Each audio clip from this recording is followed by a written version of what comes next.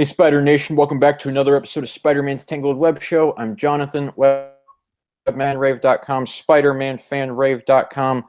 If you're a longtime viewer or listener of this show, you know what spidermanfanrave.com is. But if you're a new listener or if you're a new viewer, depending on where you're viewing or listening, probably on YouTube since we're really not on iTunes anymore, spidermanfanrave.com is my own personal Spider-Man website. I write articles, I write editorials, I write reviews. I just do whatever the heck I feel like, because you know what? I pay for it. It's my website. So, yeah, I guess that's the beauty of the internet.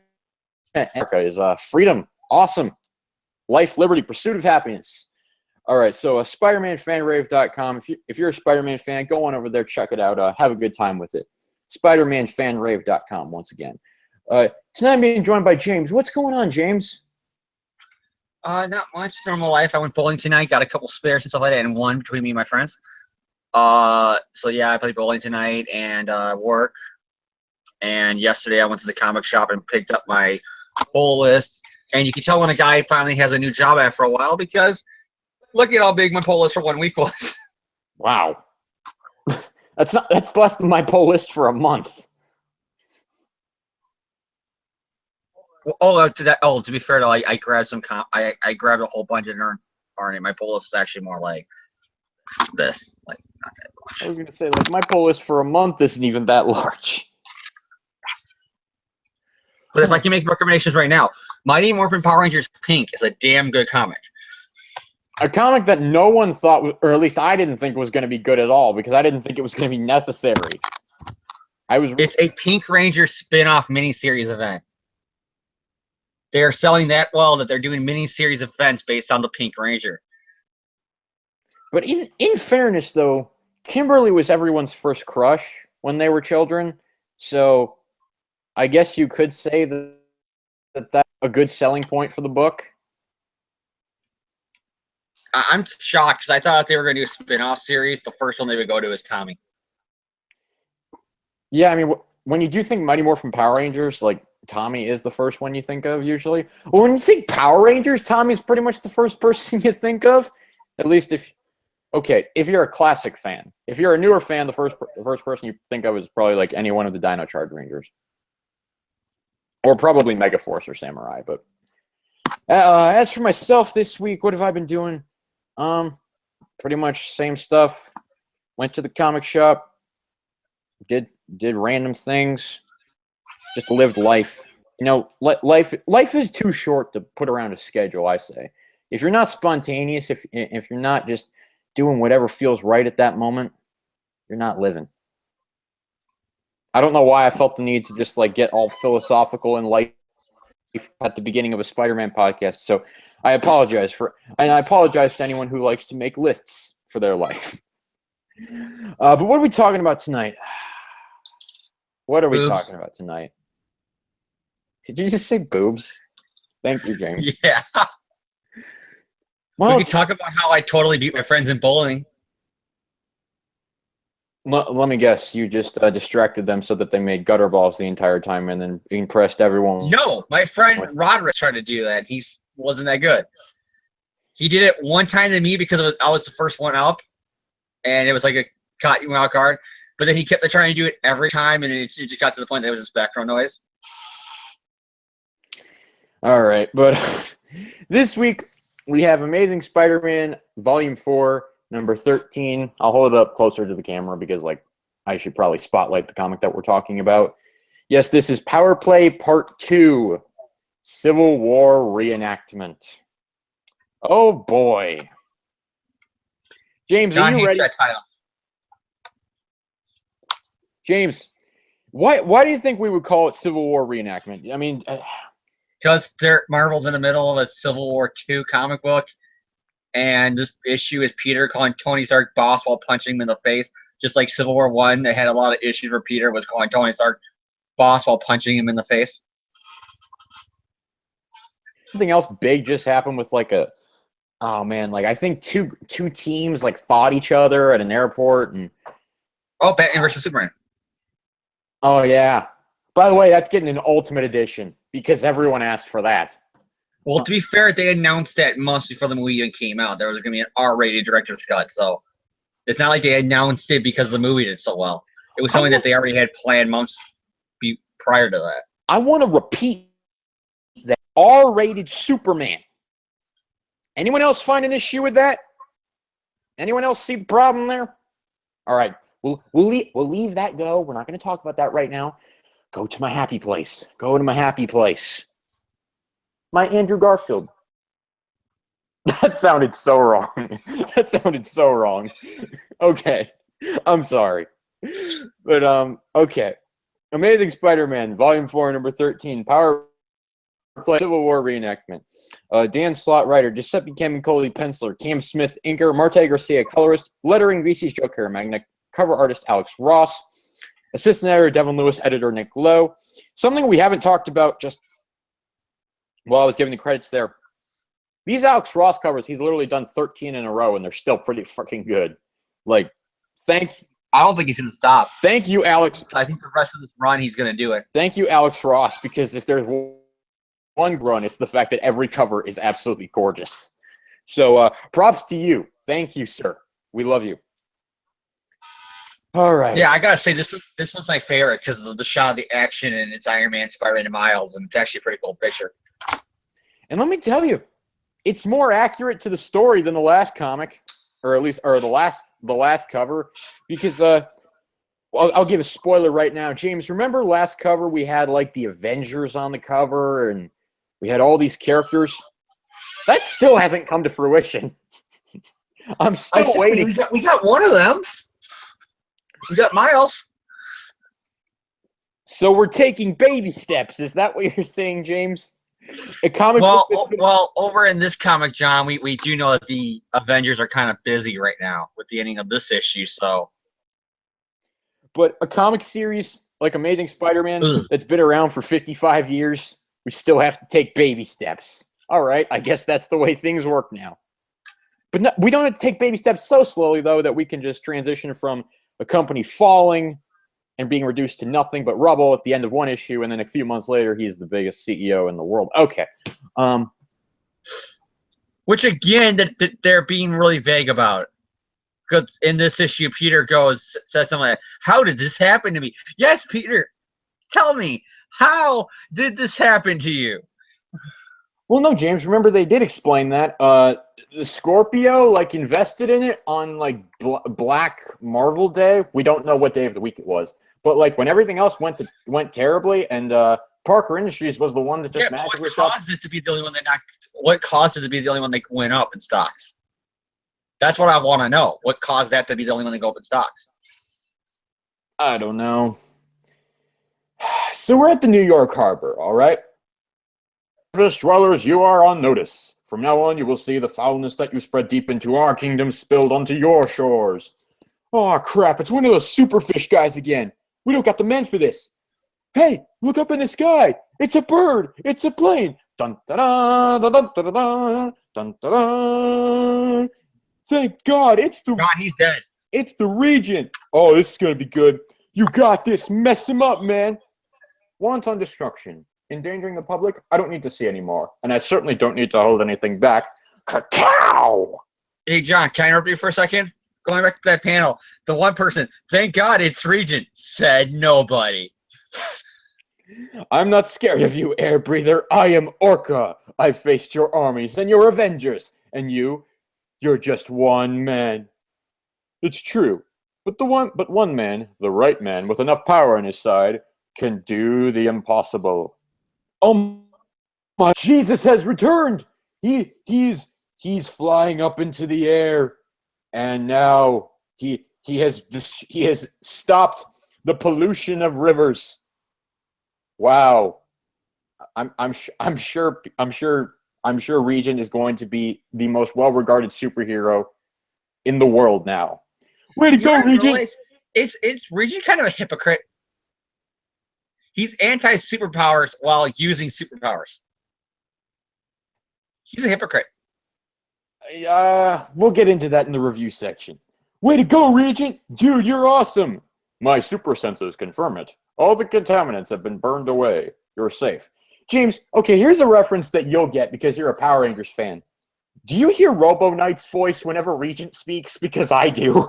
I don't know why. No, whenever I hear Regent speaks, I always think about the joke about the really big tough guy who has the really itty bitty in masculine voice. Like a Mike Tyson, where like you see Mike Tyson, you think he's gonna have a badass deep voice, but it's always like boxing's really really good to me. Like I just imagine that kind of voice. Like he's very like, hi guys, me Regent. I don't know why, but all I can hear is like Robo Knight's voice from Megaforce. Is But because he looks like a robot? I guess probably. But so Parker Industries, New York. Harry Lyman. Just call him Osborne. Everybody calls him Harry Osborne in this issue. So I think Stan. I think Dan's dropping this. I think he's just like, all right, fine, I screwed up. I think the issue before was them finally saying, okay, fuck it. If I can't fool Tony Stark, I can't fool nobody. But so Harry and a few other company employees are standing around watching the Regent footage. To go, that guy saved me and my family. He's a true hero. He's every bit impressive in person as he is on there. Oh, Harry, I know that look. I saw it on your face every time Flash Thompson scored a touchdown. What are you talking about, Parker? You're man crushing. Am not. So Harry, then why do you got a boner right now? Okay, James. Just had to take it that for right. Don't worry, Harry. I'll save you this time. Oh, thanks, Betty. Betty Brant, it's been forever. Man, it's so good to see you. I'm finally starting to recognize my own supporting cast again. And I like how he had to do like the comic of the 50s effect. The comic of the 50s and 60s effect, or even the WWE wrestling where you got to say the person's full name so that way the audience knows who the hell you're talking about. That's how long it's been since we've seen Betty Brant interacting with the Marvel character. The whole fact that he had to go, Betty Brant, my longtime friend, how have you been? So Betty comes by to take Harry out to lunch, and Harry tries to invite Peter. Oh, no. Betty tries to invite Peter, actually, and Harry's like, no, Betty, no, you can't. Why? You know why. Oh, shit, not this crap again.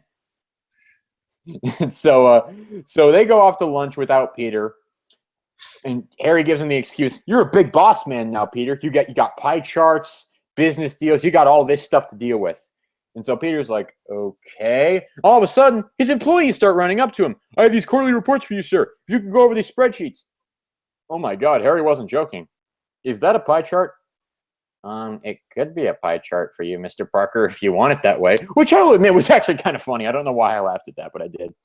And is it me, or how did Peter's company last this long if he doesn't want to have a simple board meeting?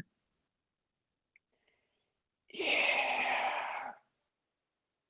Like, I know this is a trope in all comic books. I mean, like, Bruce Wayne has this moment, too, where people will be, like, in the offices with Bruce Wayne, and they'll be like, Mr. Wayne, are you even listening to us? And all he's thinking of, sun go down so I can be Batman. Sun go down so I can be Batman. So this is a trope that's been around forever. But there's a difference thing from doing the cool, badass moment where it's Bruce Wayne looking out and he's watching the sunset during the meeting, and as soon as the sun goes down and it's night, he goes, meeting's over, and he becomes Batman. That's badass. This is Peter like, oh my God, it's a pie chart, run away. And they're like, oh my God, he does this every time.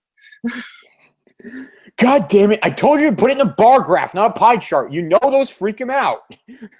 But so no, I told you, put it in a bar graph and not a pie chart. Why? Because that makes Mr. Parker hungry for a pie, and he leaves for hours to get pie. So Peter runs away. Ooh, I just remembered I can't. Previous appointment. I'm part of a Big Brother program. But sir, this is a $1 billion deal. How is whatever the hell you're going to more important than $1 billion? Like they say, children are our future. TTFN. And so Peter closes the door. Man, some days I have no idea how I got here or where I'm going. Jumps out the window, starts swinging along as Spider-Man. But somehow when I'm up here swinging on a web and all of New York is spread out in front of me, everything makes sense. Man, how does a guy like Tony Stark do this? Have a life, run a company, and be a superhero? Feels like I'm back in high school. Except instead of letting a teacher down, I'm disappointing an entire corporation. Yeah, it's not the corporation you're disappointing, Parker. It's your readers. Put it aside, Parker. because you weren't exactly lying back there. You actually do have a Big Brother batting cage playdate with your very own protege. All new and equally amazing Spider-Man. So Miles is catching baseballs with his webs or something. Going pew pew pew pew. I'm not kidding people. That's an exact quote from the comic. Pew pew pew pew as he's shooting out his webs. Miles, what have I told you? It's not pew pew pew. Right. It's thwip thwip thwip. Exactly. And second, what are you doing here? What? I was warming up. Not you, Miles. Him. Peter Peter has not acted this out of character for hating Tony Stark since the first fucking Civil War. And even then, I would even argue that it's not really out of character for him to punch Tony Stark. Here, Peter's just being a dick. You know Miles is on this Avenger team, Peter. Hi, don't mind me. Just pretend I'm not here. Listen, I was just in a very big, high-profile movie, and Marvel are also, since I'm played by one of the highest-paid actor in Hollywood, Marvel are really pushing me as their flagship character right now. So I'm in literally everything.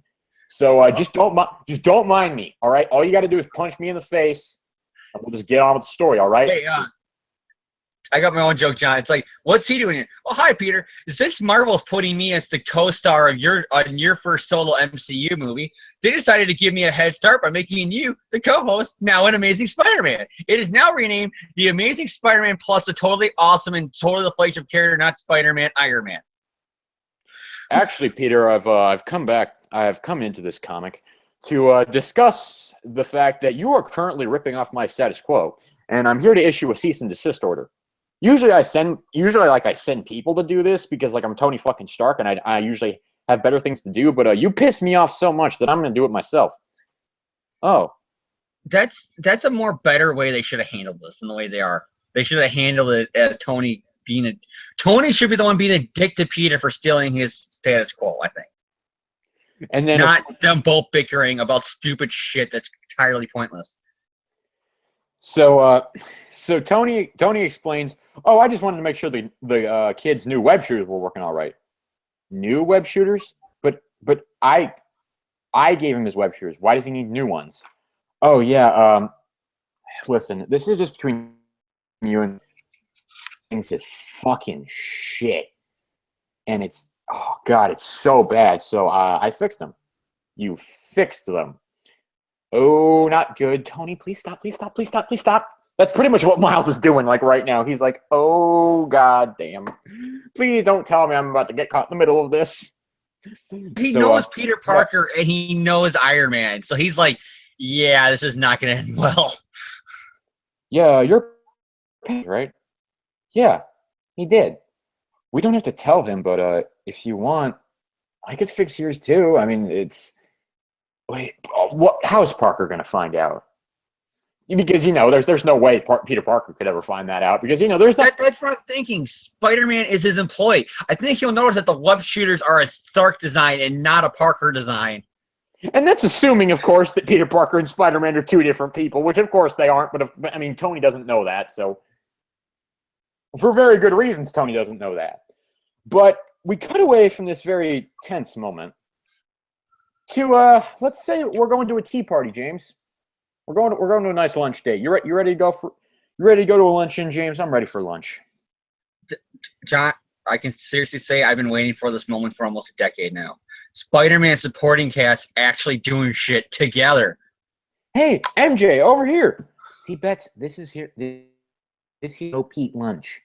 It's really that bad between them? I don't freaking know. I don't know, Betty. Just no, and no one knows. No one knows. Harry's Betty. like, I just imagine Harry's like, I don't know. I don't even know if I'm supposed to act like James. Am I supposed to still act like James Franco? Am I supposed to act like Dane DeHaan? Am I supposed to act like whatever new actor they're going to cast to play Harry Osborn in the reboot movies? I just don't know. I don't Mary even Jane know always has a template. You have a template. I have 4 or 5 different people. I got to figure out who I am personality-wise. And I don't even know what my last name is today, all right? Just, Betty, just Jesus Christ, give me a break. Hey, guys, what's up? Just us, no Flash. Haven't heard from him in ages. It's like he's fallen off the face of the earth. Get it? Get it? Get it? Because Venom's Space Knight? All right, I'm sorry. From what I hear, Red, you're on the top of the world, huh? Working for the Tony Stark. It's just a job, Betty. Sure. Look at you all. You and James, would you like to recite this line? Would you like to quote it for us, James? Because I know this is your favorite. Sure. Look at you all. You and Harry working for major CEOs. Peter and Liz being the major CEOs. You guys running everything. And then they're like, cut it out to her. You can't point out the weirdness of our own book in our own book. You can't do it. You're ruining the illusion, Betty. There's a lot of stuff in this comic which is Dan Slott pulling a J. Michael Straczynski, and I'll explain later in my review what I mean by that. But so Harry tries to make her feel better, which is probably like, I'm sorry. But I'd say she got one promotion at work like 4 decades ago. Like, Harry, I could see why Liz hates you, all right? You absolutely suck at cheering people up. And so Harry's reading through the paper, and this story, it's quite an achievement. Nobody's been granted this much access to either Augustus Roman or his new super prison. Hold on, that logo. No, that can't be. But it is. When Regent saved my family, I'll never forget that. The size of him. Yes. And MJ, at that fundraiser, when we helped Roman after he was attacked, his shirt was ripped open. I think I saw the face of God, because boy, those muscles. I'm sorry. No. Look at Harry's face. He looked like he just spotted Santa Claus putting his presents under the tree. But MJ says, wow, Harry, think about it. Billionaire industrialist. Big as the Hulk. Runs a super prison. Took a hit from a bad guy and lived. Now, we're just being crazy, right? Totally. He's totally Regent. Yeah, that is a great moment. He's so Regent. Characters have been through this 100 times before with people. It's like, okay, Harry, your father was the Green Goblin. Harry, your father was the Green Goblin. You were a Green Goblin. Peter may or may not be a Spider-Man, depending on if you remember or not. And Betty was married to a guy who they all thought was the Hobgoblin. And she's dating Venom currently. So, I'd say you're doing something wrong if these guys don't figure it out. So, yay!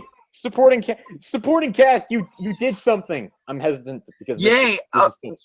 2 pages that actually felt like a Spider-Man comic. I can't believe I have to celebrate the fact that 2 pages actually acted like a Spider-Man comic. But we move batting cage. Parker's heart's in the right place, sure, but Tony, Spidey, you guys remember the last time you had an argument? This is bad. Tony, shut up. You're not drunk. You can't use that excuse this time. You see, no, Miles, it's okay. It's okay, Miles. Tony, what were you saying? Well, he's not cut out for this. What do you mean this? The big boys table, a global company. Come on. Everyone knows he's going to screw it up. It's only a matter of time. And I'm just saying, when Parker Industries crashes, I'm here for you, Webhead. Really. Yeah, you can come work for me. Oh, my God. And Miles Morales, the smartest person in this book, sums up this entire thing in one brilliant panel, which is the face palm. Because when I still cringe when I read these panels by Tony. Because there's douchebag Civil War 1 Tony. There's douchebag drunk demon in a bottle Tony. And then there's Tony Stark just being an asshole. It's like, oh my God. Miles, I'm right there with you. All right, boss. You want me to come work for you? Great. Hey, remember the last time I worked for you? Bam! Great. Let's start now. This is me, boss. First day. Punching in. I gotta admit, though, I got a smile on my face when this happened. It's like, oh, there's an ad for a sequel to Civil War, and Peter's punching Tony, calling him boss. All is right with the world. Now, before I continue, I just want to say something that was something I highlighted at the beginning of this was Power Play Part 2. The title of this issue is Civil War Reenactment. Now, here's the thing. Before we go any further, I want to establish exactly what that should imply, because Civil War is one of my favorite comic book stories of all time. I love it. I think it's great. And I love the Civil War movie. Civil War for Spider-Man, probably for Spider-Man, arguably more than anyone, was an emotional roller coaster where he got into something with people he thought he could trust, with a man like Tony Stark, a guy he looked up to, because Tony Stark is the ultimate Peter Parker. You know, he's what Peter Parker wishes he could be. Peter Parker is a science tech geek. Tony Stark makes a living off of science tech geekiness. He made a fortune off of science. Okay, inherited it from dear old daddy, but still. Peter Parker, in a way, wishes he could be Tony Stark, even though he doesn't admit it. And now, the reason Civil War was so emotional is because he felt that he felt betrayed. He felt betrayed by a man he thought he could trust, and a man who he had gone to such great lengths to support, took his mask off in front of the entire world. And the reason the showdown between the two of them, when Peter decided to switch sides and go with Steve, the reason that had such an impact is because Peter Parker Tony had put Peter through so much shit, and Peter had lost pretty much everything. And the one of the most potent lines in the entire Civil War event is Tony says something along the lines of, Peter, everyone's going to be so disappointed in you. And Peter says the exact quote of, not as disappointed as I am in myself. And so that fight was Peter letting loose on a guy who, thanks to him, his life was ruined. This right here, and let me just turn the page here. This right here, and however long this goes on, this is nothing more than a dick measuring contest. And when John says dick measuring contest, he doesn't mean two guys measuring their size. He means two dicks having a contest. No, actually, I was thinking of the idea of, hey, does anyone here have a tape measure? All right, Tony, flop it out. All right, I've got it by half an inch. Nope. No. I got it by a quarter inch. Contest. I'm thinking it's because they're two dicks, because that's what they are. They're asshole. I think Miles calls them right in this book, man children. No, these are two guys who are trying to prove that they have the bigger penis. I'm going to tell you right now. And so Miles, and I want to point this out. Miles is a 16-year-old kid. Miles is pretty much legally and morally obligated to be the stupid person here. Miles is the smartest person in this book. Well, let me just point it out to you this way. When I read comics, if you told me about this scene and the reason why they're fighting, if you told me Tony Stark's in this fight, I'll go, well, of course Tony will be an asshole. It's a no-brainer. He would say something stupid and it causes a misunderstanding of a fight with our hero. But Peter Parker? He might quip and get angry at you and punch you one time if you've been an asshole to him. But then he would swing off and that would be it. So they basically fight around a bunch of children, you know, because apparently civilian casualty is something Peter has always been so concerned about. He was the first time they fought. Yes, civilian casualties. Peter frequently thinks about those things. You know, public safety. That's kind of why he does this shit. He just lets loose and starts fighting Tony and starts shooting lasers. You know, repulsors. Like I said, John. To be fair, the first time they fought in Civil War, he did the same thing, and the second time they fought in One More Day, he did the same thing. Yeah, but these are children. Yeah, but how many children were in those buildings that him and Tony cracked through the first two times they fought? All right, I'll give you that one. So, yeah, like, I kind of want to, like, quote some dialogue here, but it's basically just a dick measuring contest. And so the civilians, they say, hey, you guys getting all this? Yeah, man, we're standing around recording it because we're idiots. We're not running away from the two guys who could probably kill us because they're fighting like idiots. You guys getting all this? Yeah, you. Opening this thing live. Actually, that's a good. We need to clear the area. I thought they were good guys. Oh, and the other's a jackass. Now, my question is, which one is Miles calling the jackass? Because I got a feeling B. Dan thought he meant the jackass to be Peter. So this fight is being broadcast everywhere, including the Cellar Super Prison, which is the home of the Regent. And he says, the reckless fools, bending about their power without the slightest concern for those around them. Shannon, I've decided it's time to begin the next phase. And so Miles, having had enough of this crap, and I'm out. Seriously, I do not know either of you right now. I hope this doesn't come out as me being racist because of Miles' ethnicity. But can I bring back a quote from a previous episode? And by saying, this is Miles' exact reaction. Enough of your shit. He pushes things away. I swear, you're both acting like a couple of man-children. Your best-selling product is nothing but a glorified iPhone. The operating system of our webware is years ahead of anything you'd ever... And so Miles just says, I hate that. He's just like, I'm so ashamed to be wearing this costume right now. And so in what is actually kind of like a decent scene, I really need a new suit and a new identity. Night Spider? Nah, people think I only do this at night. Kitaract? Nah. I feel like that's being used on the cartoon somewhere. Sounds kind of internet-y. Maybe, what is this? And all of a sudden, Miles is trapped in an energy orb. And he's thrown, or the energy orb dissolves and he falls to the ground. Not cool, man. What the hell? Oh, wait, I know you. You're Glinda, the good witch of the north. Hence why you got a bubble to transport people. You're that new hero, Regent, right? What are you doing exactly? Saving the world. Peter and Tony have each other basically by the neck. And Peter's like, hey, wait a minute. Wasn't there a kid here a couple minutes ago? Ah, shit. Oh, man. Honey. Oh, man.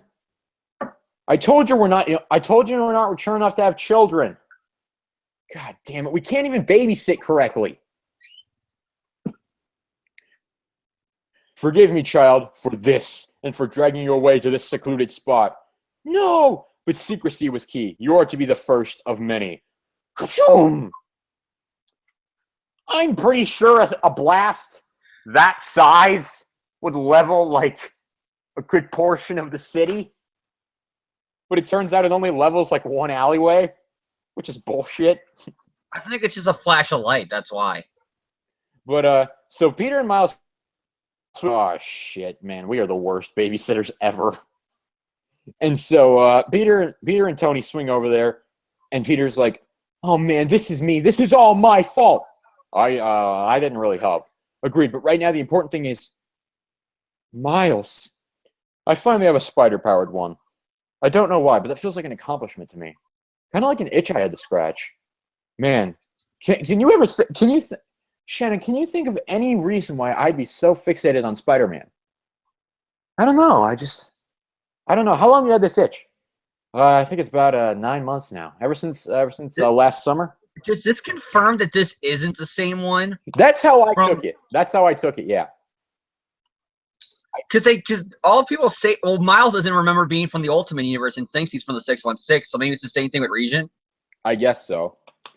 But Regent walks away. He turns back into Augustus Roman. He gets in there. Who's waiting there for him? Oh, Miss Brent. I called ahead, and your security let me through. You said it was all right if I did a follow-up to my report? Absolutely. I have nothing to hide, Miss Brent. Ask all the questions you'd like. Are you secretly the Regent? To be continued. Dun, dun, dun. You know what the sad thing is? A lot of people are speculating he's going to kill Betty. But what? No, because the whole New York thinks he's a hero. So all he's going to do is say, yeah, of course I'm Regent. Good PR for my company. Oh, my God. That was an interesting recap. That was... James! What do you think of this issue? Oh, my God. I need water. This is the most positive I've been on a Spider-Man issue, and I'll say I thought this was a good issue. Not a great issue, not the best issue. it's a good issue, and that's saying a lot. That out of ironic enough, it's issue 13 on it. We finally got a good issue, in my opinion, of this run. I have my problems with it, like John says, the dick contest, which I'd say is more of a because they're both dicks. Yeah. It's annoying. Tony had it coming. I'm not gonna bullshit. Tony had it coming. Because for one thing, Tony Stark remembers, well, at least in his memory, Peter Parker lived at the tower because of frickin' Peter Parker. Supposedly, in his mind, me and Peter built Spider-Man tech together, and now he's throwing Peter underneath the bus for Spider-Man tech not being that great. Well, it was great enough when you thought you two were working together building Spider-Man tech, you asshat. You ass clown. Literally, it gets out of nowhere. It's like we all know he'll fail. Wink, readers. Yeah, Tony, you're being a fucking douchebag. By the way, just as a quick side note, you say we all know that Peter's going to fail at this. Can we speed the clock up on that, please? Just please, can we get moving No, here? I kind of want Parker Industries to succeed and be around for decades now, just to say fuck you, Tony Stark. No, James. No, don't say that out loud. Please, James, you're going to jinx it. There's region, and I still don't give a shit about this guy. Seriously, I'm enjoying everything else in the book, and every time we get to the region thing, it's like, oh yeah, this fucker's in the book. I excuse my language, but that's how I think. James, I've dropped so many F-bombs on this episode, you don't have to say excuse your language. Yeah, but somebody has to be the good moral one. I like the moments with the supporting cast, from Peter making the man crush joke about Harry to Betty accidentally inviting Peter to a no Peter invited club member, which, knowing Peter and his history with Betty, he probably thinks, well, she's banging Harry now.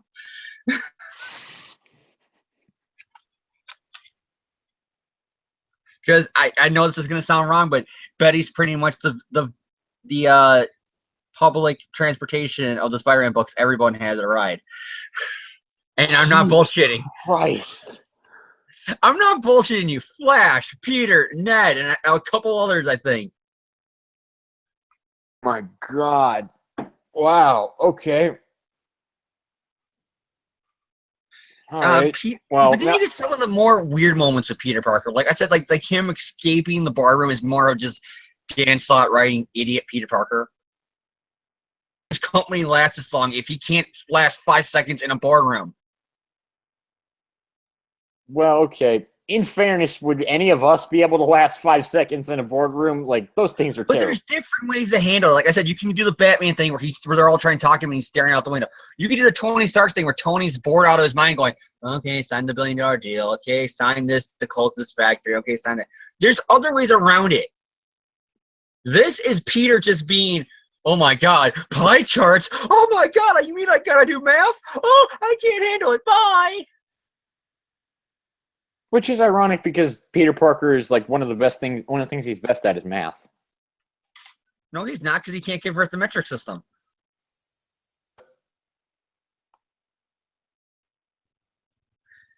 But a lot of other things in this issue I thought were pretty good. Like I said, I love the Betty scene with Harry and Mary Jane, because it's finally but we got 2 pages that felt like Spider-Man. It's his supporting cast having a fun, good old time together, hanging out, shooting the breeze about old story. They're talking about their own personal lives and continuing their own story arcs. And they're talking about Peter's story arc and commenting on how they feel about what's going on in Peter and the main character's life. And they come to a logical conclusion from their own histories about region. And I gotta say, the Betty line is awesome. I liked it because she's calling out how fucked up things are. Liz Allen, her rival for Peter's invention, who was the blonde, stereotypical blonde Valley cheerleader in high school, is a major CEO of a company now. Peter Parker, who would run out on dates with dumb excuses on her, is a CEO of a company now. Harry Osborn, who was a drug addict, abused son of a billionaire asshole, is working for $1 billion company now. Mary Jane Watson, who was all, hey, son, don't have a cow, man. I can dig it, dude, is now also secondhand to a thing. Oh, and her current boyfriend, he's off the face of the earth because he's Venom in space with the Guardians of the freaking Galaxy. She has the same job she had since 1962. Is that sad? And the same haircut from 1962. Now, here's the thing. Does and that the hairy line makes it even worse because he's trying to cheer her up, but it's like he fucked up big time when he did it. He's like, hey, yeah, we're all doing all these exciting things, but you got a promotion. It happened about 30 years ago, but you got a promotion. Does that turn Betty into the sad sack loser, or does that make her the one person who's managed to keep her identity in check? She's the one person in the Spider-Man books who's still the everyman. She's the one person who's like, hey, I still know whose book I'm in. All right, just you guys. I'm Betty Brant. I'm his high school girlfriend, who may or may not have been the older woman, depending on who you ask. All right, and yeah, I like it because it felt like first Spider-Man. But there's some problems I gotta admit I have with the book, and one of them is Dan Slott becoming very what I call J. Michael Straczynski-esque, which is JMS. He famously did a 30th Superman run with Grounded, where he took criticism that his book was having and he threw it back in your face as in a whole. Well, I brought it up in the comic and made it a joke, which means your opinion is a joke and is invalid. And that's what it kind of feels like here with himself, because you guys are acting like man children. Wink. Peter's gonna fail. Wink. How screwed up that we're all CEOs are working for CEOs. Wink. And how did I ever end up with a company like this? Wink. It's very much what JMS would do, where he was like, people don't like that I made Spider-Man the Spider God. Well, Mary Jane's movie's a parody of a superhero who gets powered from a lobster god. And I'm going to tell you, because the writer of that Hollywood movie is great, that means me, J. Michael Straczynski, who also wrote it in Hollywood, is great. And he did the same thing too with Superman. What? People don't like my Superman storyline? Well, I'm going to have a stereotypical comic book critic be picked up, who looks like Tom Brewer, be picked up in the air by Superman and flown up in the air real fast, probably killing him, but who cares? Because I made it my point. I am JMS. There was a lot of them where JMS did that, and it almost felt like Dan Slott's doing that too with this issue, where he's breaking the fourth wall with a lot of, Peter can't run a company. Wink. He's acting like a man-child. Wink. That's what it really felt like. And, I kind of let this complain, because it's like, that's not addressing the problem. That's just you. That's not you, like, fixing the problem. That's you just addressing it. You're admitting there's a problem, but you're not fixing it. And I got some other things. The Tony and Peter thing and the way they're both reacting, I'm going to say this right now. It's life imitating art, because from what I understand from behind the scenes, from what you hear in comic interviews, Bendis, who's currently writing Iron Man, and Dan Slott are very oil and water when it comes to each other. They don't get along, from what I understand. I mean, Bendis, as a middle finger back at Slott, purposely wrote in Age of Ultron Peter Parker being the hero in it, as a screw you Slott, I'm not going to write it as Otto. So Slott, in a crossover tie-in book, had to add a one-shot line of going, I'm going to try extra hard to pretend to be Peter Parker in this post-apocalyptic world. And that was mainly because Bendis gave him the finger saying, screw you, I'm not listening to Superior. I'm going to write the Spider-Man I want to write about. And that feels very much like what's happening here is Dan is, by using Tony as a dick and using Mary Jane as calling her out for being with Tony, is very much him going like, take that, Bendis. From what I heard, like I said, it's an opinion. I have no proof of this. But from what I heard about them two not liking each other, I wouldn't be surprised if Tony acting this way is his way of, say, screw you to Bendis back. And then, like I said, it's out of character, because Tony Stark doing this shit, yeah, I can see him doing it. I mean, how many times have an Iron Man movie happened where he has gotten into fights with people for stupid reasons? Remember in Iron Man 2 when he got drunk and beat up Rhodey all around his house? That's what I mean, though. How many times has this happened in an Avengers or an Iron Man movie? I mean, you say this scene happened, it's Tony. Peter Parker would be more of a quip. He gets mad at you and maybe one punch, but he'll swing away. This is Peter being like, Well, my mom's cooler than your mom. No, R2. Am not R2. Am not R2. You know what I mean? This is what they sound like. No, this is what they're fighting over. Why won't you let me bang your hot aunt, Peter? Because she's my hot aunt. No, she's my movie co-star. I'm referencing Marissa Tomei. And another complaint I got is, we now know that Regent's going to survive, or at least not get arrested at the end of this event, because an ad for a Civil War tie-in shows him. Oh, where is that? Kingpin, the Civil War Kingpin tie-in. He's in the middle. He's the big dude with the Regent logo. I don't know how you missed him. Pay attention to the ad, I'll be honest with you, so I didn't know that was even in there. Spoiler alert, Regent's still alive and kicking. Yeah, so is the Hobgoblin, evidently, and so is MODOK. Some other guys that I can't really identify. I think the Lizards. Is that the Lizard in there? Holy yeah, the Lizard's in there. Chameleon's in there. Nice. Wrecking Ball's in there. Sabretooth, I think I see in there. Vulture's in there. That guy in Bendis' New Avengers run with the Hood. What was his name again? No idea. I think his name was the Hood. I'm not bullshitting you, and the reason why I remember this, and it's not because I read that run. I remember that, and I did read that run. I just don't remember that. Is because, ironic enough, Dan Slott made a joke about it in his book, where he's all like, "We got to destroy the Hood." Things in New York, it's the mob talking. They're like, "No, we mean the Hood, the guy who's bringing all the super criminals together in the Avengers book." Oh, that's a stupid idea. Wink. All right, James. So, do you give this issue a thumbs up, a thumbs sideways, or a thumbs down?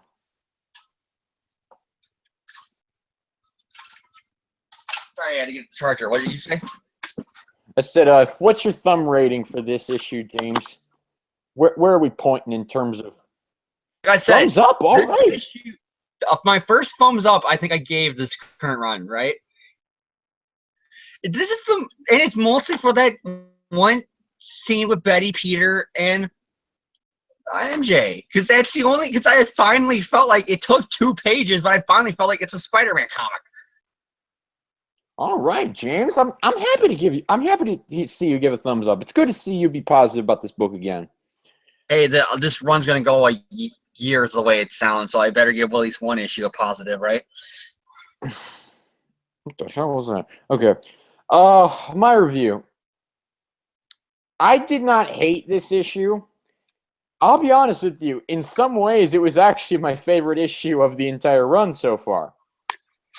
That doesn't... I can say the same thing, but going by the other issues in this run, that's not saying much. I was going to say, that doesn't make it good. Because I'll start with my pros first. The artwork. Hell, this artwork is gorgeous. My God, Giuseppe Camicoli, please never leave.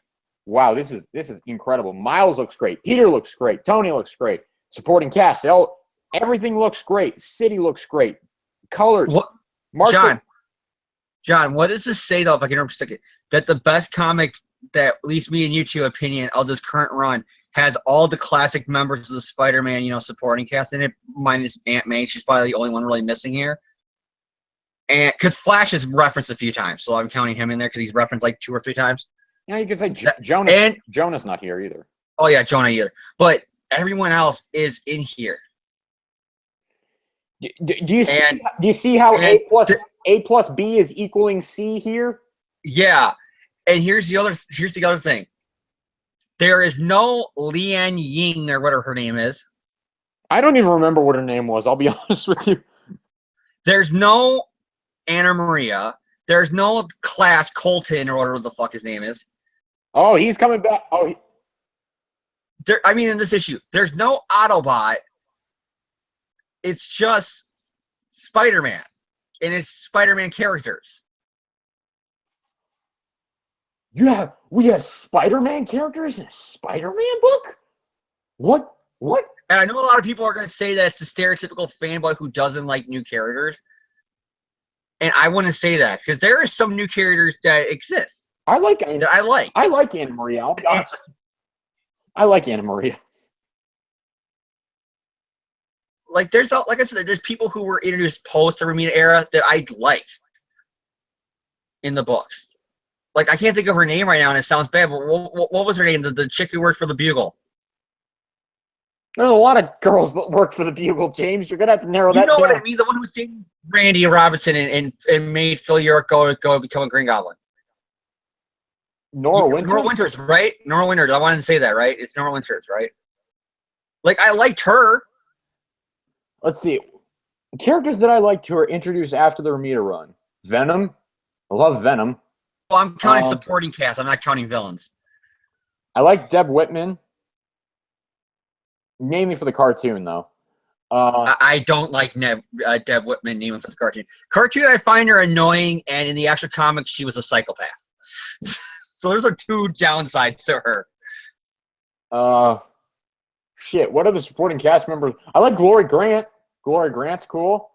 Yeah, Glory Grant. We can say wrong about her. What other supporting characters? God damn it. Dick.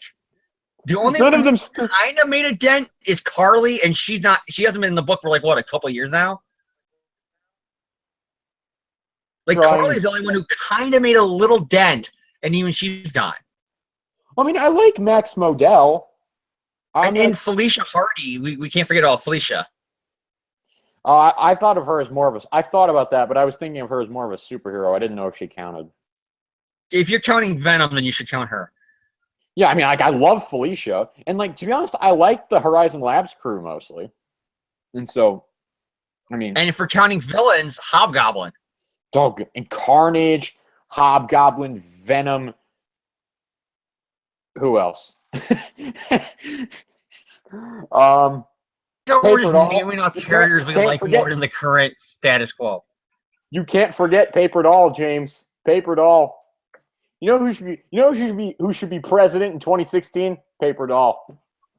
All right, but oh yeah, she was the psycho stalker bitch, wasn't she? I couldn't remember who she was. I'm like, who the fuck is Paper Doll? I had to think for like 5 minutes. Let's not forget Menace, that classic character. Let's not forget. Well, I thought of her right away, but only because Lily, I immediately thought about her because how they made a big fucking deal about her standing there prominently during the final issue of One More Day. And like I said, where are those two characters now? Carly. Lily is.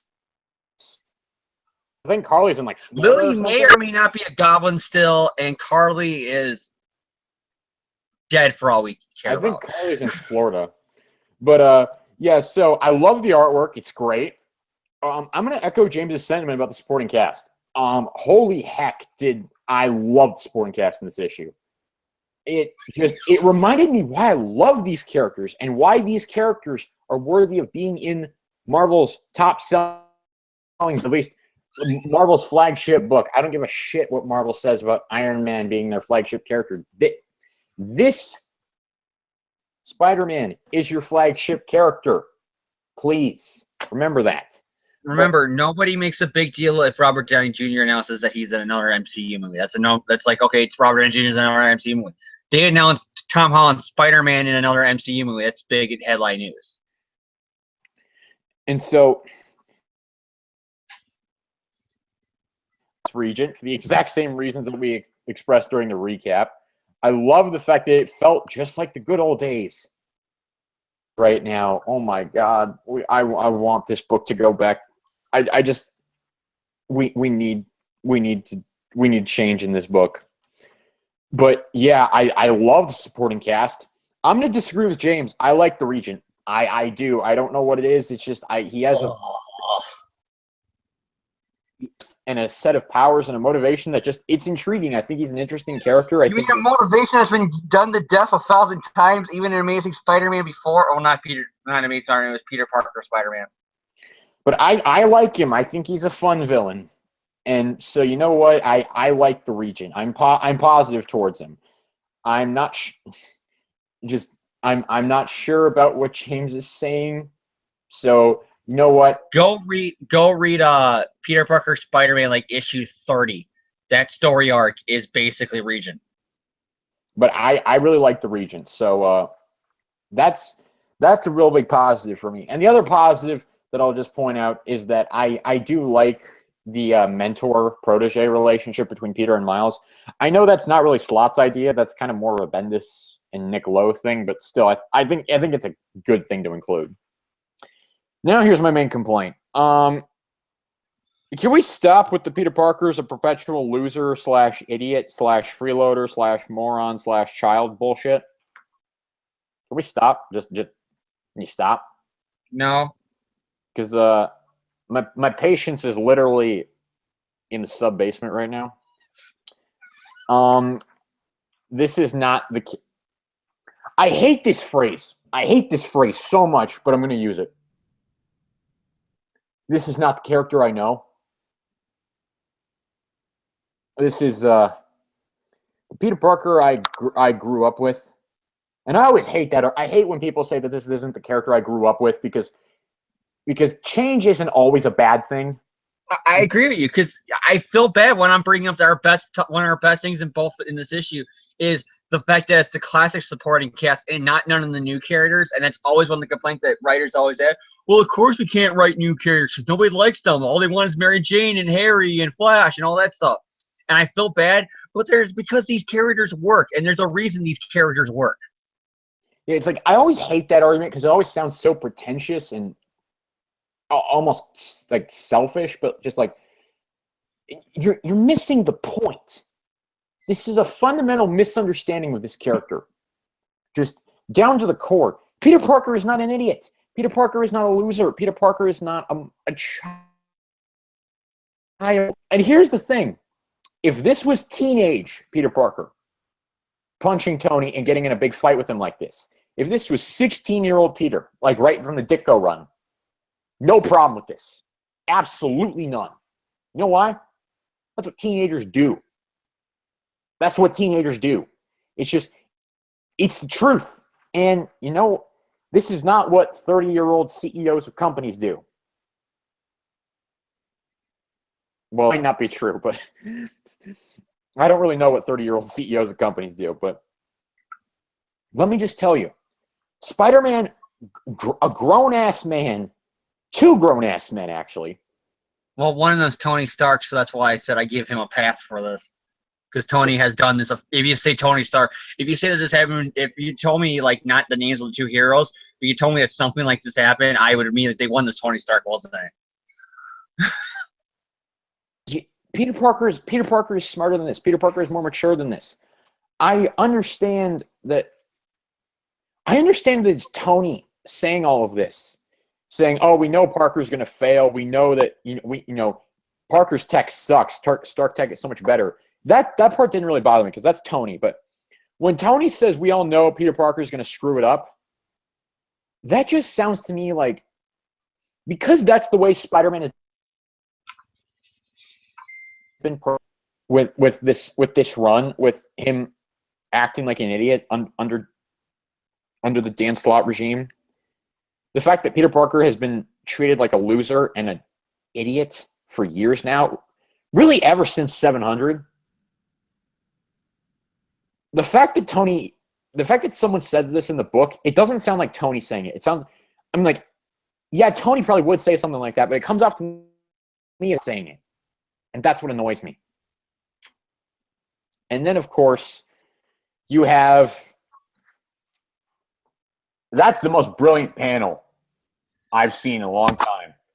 The one thing that I see a lot of people who defend this, they'll go, well, Peter used to do this all the time with Human Torch, and there's only my comeback to them.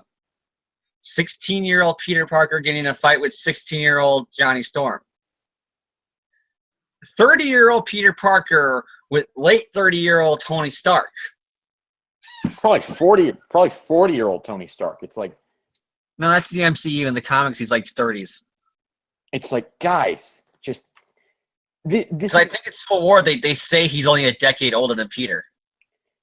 This is Peter Parker portrayed. This is a misunderstanding of this, and I almost hate that. I almost hate that term as well because I fucking hate when people use that. But it's just like, it's the most accurate term I can think of right now.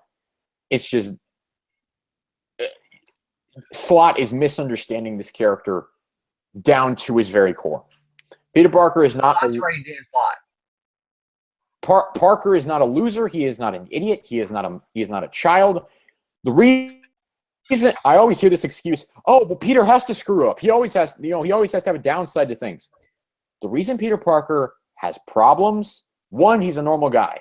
Normal guys have problems. Number two, Peter Parker lives a double life that is very complicated because of his superhero identity, his civilian identity, him trying to balance the both of them. The Parker luck is a direct result of him trying to balance the two of them, and the two of them not cooperating together. Always interpreted. It kind of evolved, though. It went from being Parker like being Peter thinking of himself to being kind of a family curse, because you see like backstory issues of Peter's parents where when they're about to die in the plane crash, and the dad saying, Aunt May mentions to Parker like how Parkers are cursed to die because of what happened to Peter's parents and Uncle Ben, and with herself always in her back. Mary Jane, when she's married with Peter, would sometimes when something goes bad with her, she would like lose in an acting role or whatever, she would blame it on the Parker luck. So it kind of evolved from being just Peter Parker having a catchphrase, I'll curse my luck, to being like, no, the family's fucking cursed. But even still, it's just like, can we stop with the Peter? I feel like I've done this rant like 5 different times, so I'm gonna wrap the argument since Brandon Day, John, because so many people had a problem with it. Where Peter's like, I can't get a job because I can't go on Monster because I don't own a computer. Curse that Parker luck. It's like, no, that's not the Parker luck. That's you being a lazy moron who can't go to a fucking library. And so I feel like I've done this rant like 5 different times, so I'm gonna wrap this up quickly. But Miles Morales, the 16-year-old kid, is the smartest person in this issue. The dick measuring contest, which is what I'm calling it, I'm not calling it a fight, was stupid. It was ridiculous.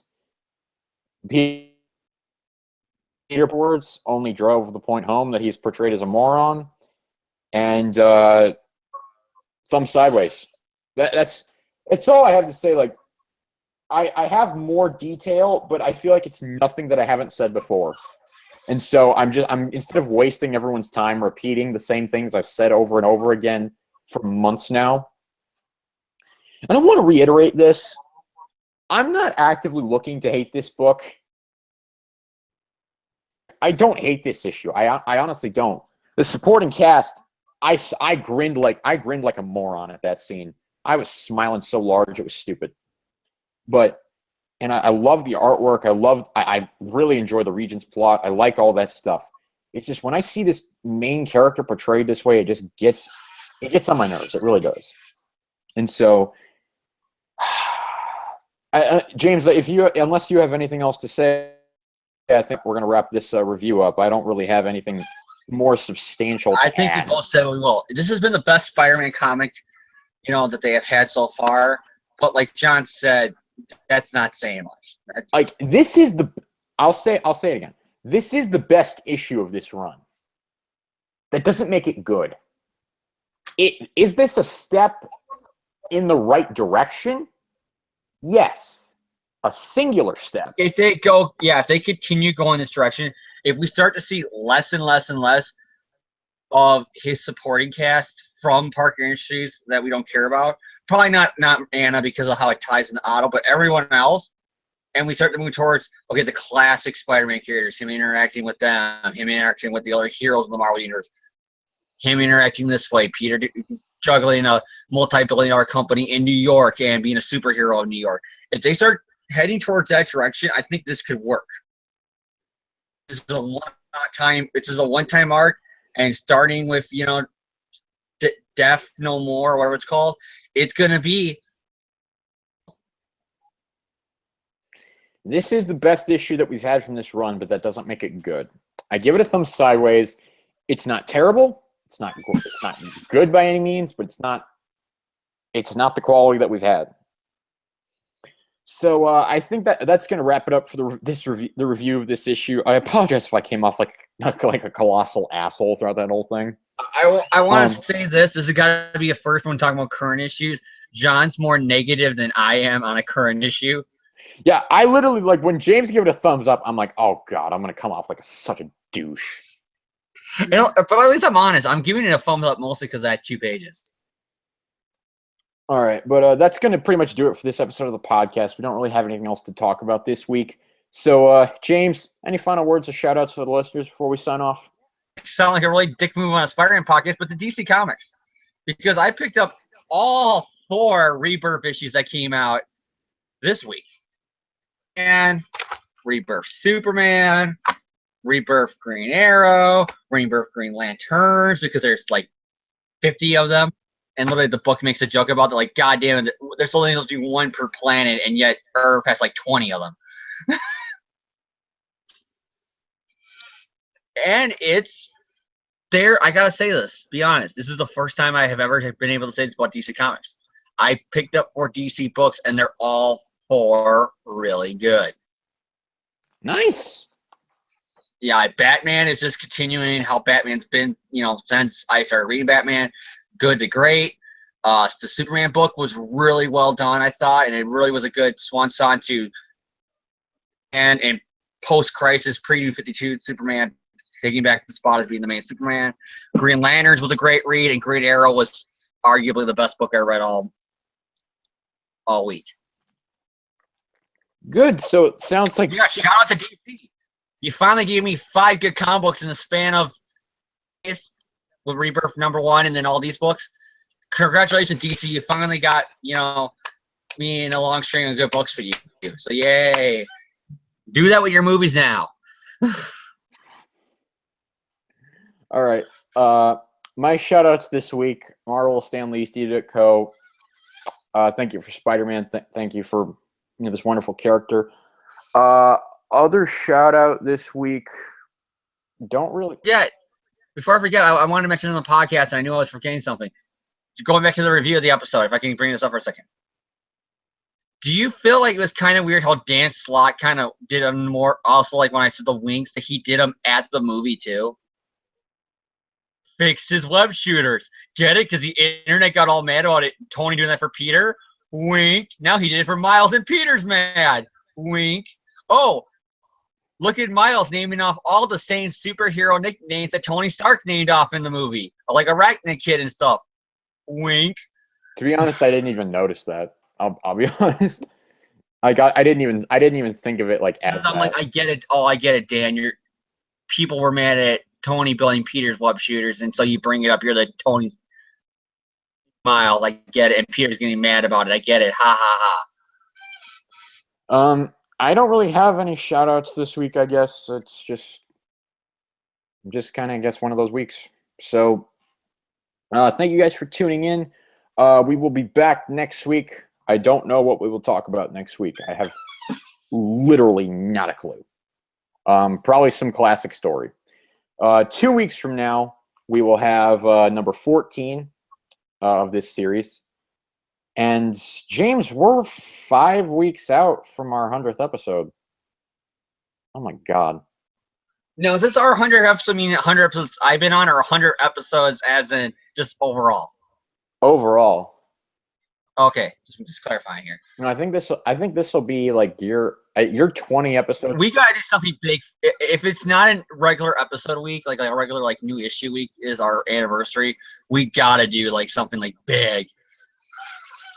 It's like, I think you're 20 episodes behind me in like episode appearances, so I think it'll be like your 80th, and I'll have hosted 100 episodes of this show.